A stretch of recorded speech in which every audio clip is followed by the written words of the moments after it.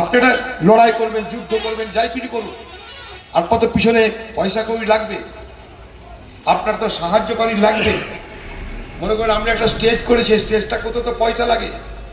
সেদিন অত বড় বিদ্রোহ করতে আর্থিক সহযোগিতা কে করেছিল? ব্রিটিশরা দেখলো। সিপাহী বিদ্রোহ করতে সব থেকে বড় আর্থিক সাহায্য এসেছিল এই মুসলমান রাজাদের, নবাবদের, তাদের সহযোগিতায় ওয়াকফের মাধ্যমে।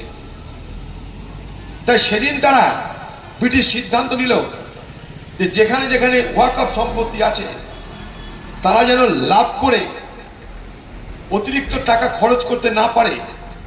তাই ভারতবর্ষের যেখানে যেখানে ওয়াকফ সম্পত্তি তার উপরে আইন তৈরি করে তার ট্যাক্স বাড়িয়ে দিল, যাতে অতিরিক্ত পয়সা পেয়ে এখানকার ব্রিটিশ বিরোধী লড়াই কখনো সংঘবদ্ধ না হতে পারে। ওয়াকফের ইতিহাস এইভাবেই এই দেশে এসেছে। আরব থেকে ভারত, ভারত থেকে ব্রিটিশ, স্বাধীনতার পর তারপরে ধীরে ধীরে 1995 সাল, 2013 সাল শেষ ওয়াকফ সম্পত্তি সংশোধন হয়েছিল 2013 সালে কংগ্রেসের আমলে। আমাদের দেশে কেউ ওয়াকফের খবর রাখতো না। মনমোহন সিং সাচার কমিটি তৈরি করেছিল যে আমাদের দেশে ওয়াকফ সম্পত্তিকে কি করে ব্যবহার করা যেতে পারে মুসলমান সমাজের স্বার্থে।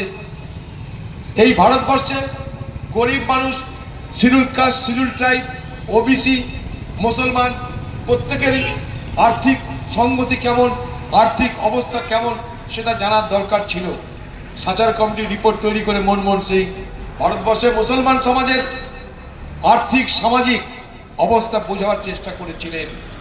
সেই সাচার কমিটির রিপোর্টে বলা হয়েছিল যে ভারতবর্ষে যত ওয়াকফ সম্পত্তি আছে সেগুলো যদি ঠিক মতন ব্যবহার করা হয় হাজার হাজার কোটি টাকা রোজগার হবে, এবং সেই রোজগারের টাকায় মুসলমান সমাজের বিশাল অংশের মানুষ উপকৃত হবে।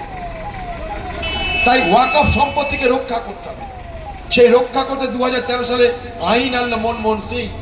সে আইনে বলে দেওয়া হলো ফলো করুন টাইমস নাও খবর।